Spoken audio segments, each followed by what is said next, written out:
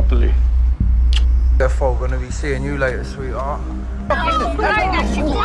Are you? Duck out, Grandad. This has got shit to do with you. Hey, I really wouldn't do that again. Fuck off, old man. The next ponce who tells me to fuck off. Fucked up. No, you fuck. Yeah, you steaming heap of dog shit. You're too fucking cowardly to do a one-to-one. The film opens with Richie, a middle-aged British man, practicing shooting with a former mafia boss. Richie has retired and now lives in Spain. Although he is no longer part of the criminal world, it's clear he is not an ordinary man. His luxurious villa shows that he still enjoys wealth and comfort. Later that afternoon, Richie has lunch with his daughter, Carmen. During their meal, he admits that he misses his older brother, Charlie, who still lives in the UK. The story then shifts to Charlie, who is talking with friends about Richie's past.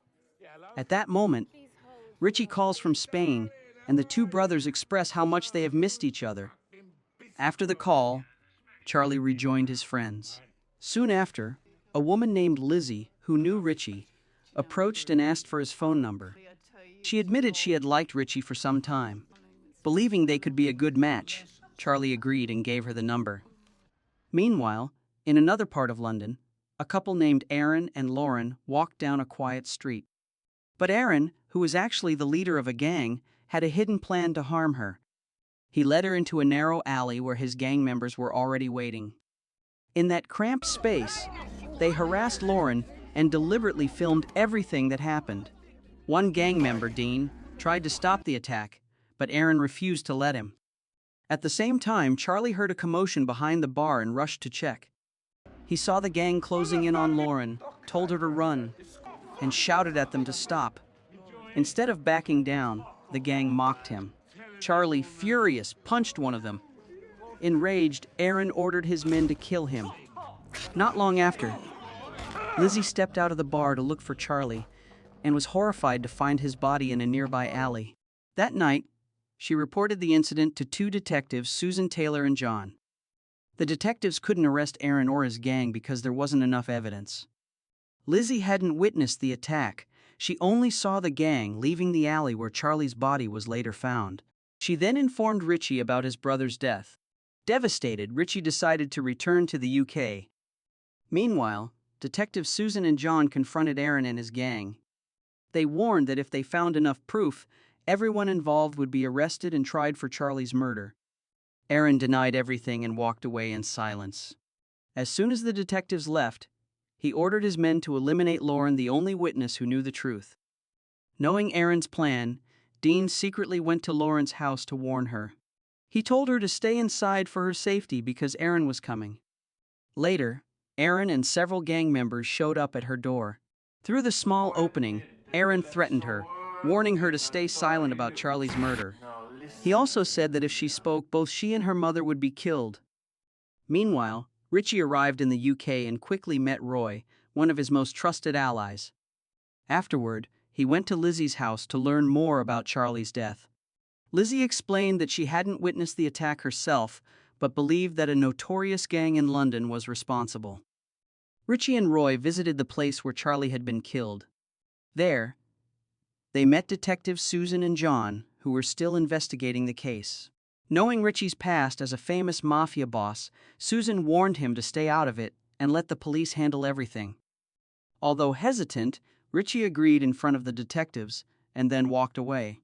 That evening at the bar, Lizzie told Richie she had found a video showing Aaron and his gang harassing Lauren. She believed the video could be connected to Charlie's death. Since she knew Lauren personally, Lizzie gave Richie the address of where Lauren worked. Later, Richie visited Lauren to ask about his brother's death. Grateful to Charlie, Lauren eventually agreed to tell him everything. They found a quiet spot near her workplace to talk. Lauren explained that Charlie had been killed by a local gang led by Aaron. Unbeknownst to them, DK, a girl from Aaron's gang, saw Lauren talking to Richie about the incident. She returned to the gang's hideout and informed Aaron that Lauren had revealed everything. Thinking Richie was just an ordinary middle-aged man, Aaron dismissed the warning. The scene then shifts to Charlie's funeral, where Richie and several of his former mafia associates gathered to pay their respects. Not long after, an old man named Arthur arrived.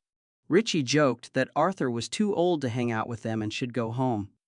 Slightly offended, Arthur replied that he was the only one who had ever come close to beating Richie, which made everyone laugh.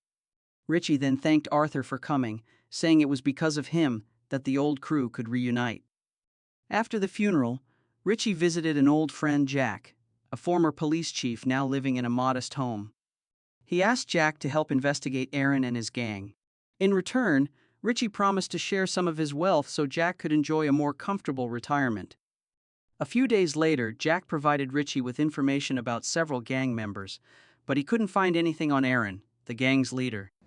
Using the information, Richie instructed his old friends to capture 2 gang members, Leroy and Ed.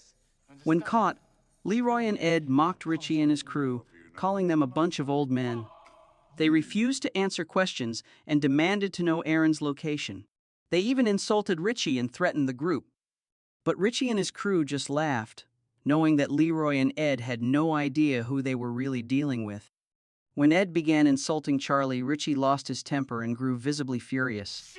Following Richie's orders, Arthur took a nail and hammer from his bag and drove the nail through the back of Ed's hand. Then he used a power drill on Ed's leg, causing him to scream in pain. Seeing his friend tortured so brutally, Leroy panicked. Afraid he would be next, he quickly agreed to help Richie and promised to lure Aaron out of hiding. Although Richie's friends were still suspicious, Richie surprised them by choosing to trust Leroy and letting him go. As soon as Leroy was freed, he suddenly pulled out a gun and tried to shoot Richie. Reacting quickly, Richie shot him dead before he could fire. Calmly, Richie explained that he had never really trusted Leroy, he just hadn't wanted to hurt someone who seemed weak. The group burst into laughter at his remark. Moments later, when they went to question Ed again, they realized he had died from the torture. Elsewhere, Aaron was furious after learning that 2 of his men were missing. He suspected a rival gang might be responsible. The next day, Richie met Lauren again and asked for her help in locating the rest of Aaron's gang. Lauren told Richie that a gang member named JB had recently been seen in a parking lot. Feeling guilty for involving her, Richie asked for her phone number. Before she could respond, Detective Susan appeared. She stepped in to protect Lauren, who was actually her daughter, and firmly warned Richie to keep her out of this dangerous situation. The scene then shifts to the parking lot. JB spotted Arthur standing alone and assumed he was just an old man, easy to scare. But when Arthur suddenly drew a sword, JB, riding a bike, panicked and tried to flee. Before he could escape, a car pulled up in front of him, causing him to crash. The car was driven by one of Richie's crew members, while Arthur had stood in the parking lot as bait to lure JB. Once JB took the bait, Richie's team captured him, tied him up, and hung him in an abandoned building. Richie asked JB where Aaron was hiding, but the arrogant man refused to answer.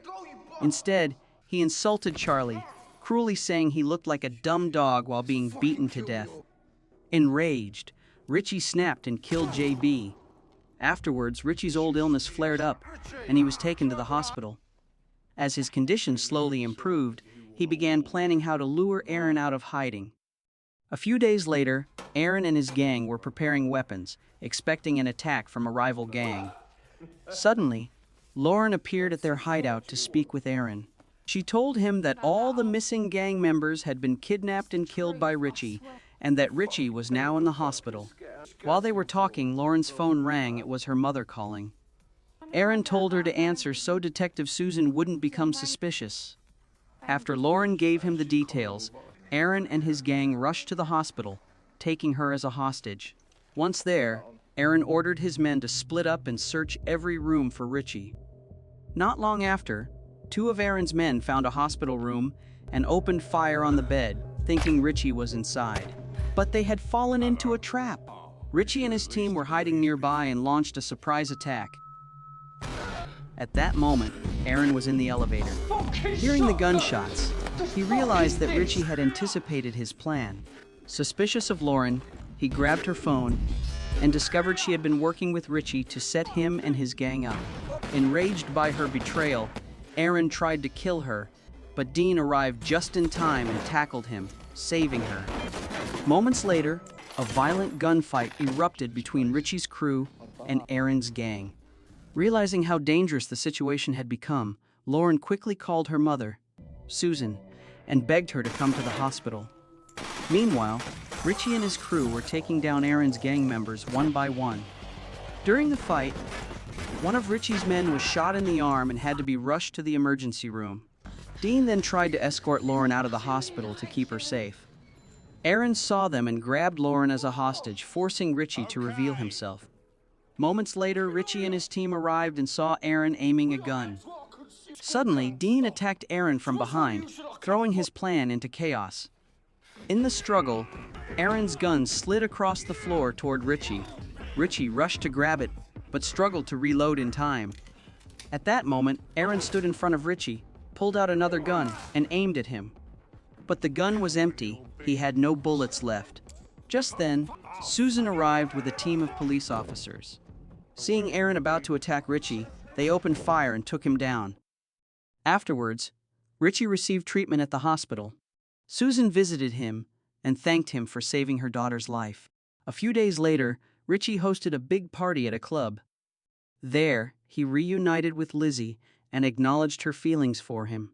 When he invited her to go with him to Spain, Lizzie gently declined, saying she didn't want to leave England. At the end of the film, Richie's friends said a heartfelt goodbye as he prepared to return to Spain, especially after everything they had been through to avenge Charlie's death. Suddenly, Richie appeared behind them, surprising everyone. They had thought he had already flown back on a private helicopter. Richie explained that he had changed his mind. He wanted to stay and continue fighting alongside the friends he cared about most. The film ends with Richie and his crew preparing to take on crime in London, seeking to make amends for the mistakes of their past. If you enjoyed this video, don't forget to hit the like button. And if you didn't, go ahead and hit dislike twice, just to make sure to watch the full movie, and thank you for watching. Don't forget to subscribe to the channel for more exciting content.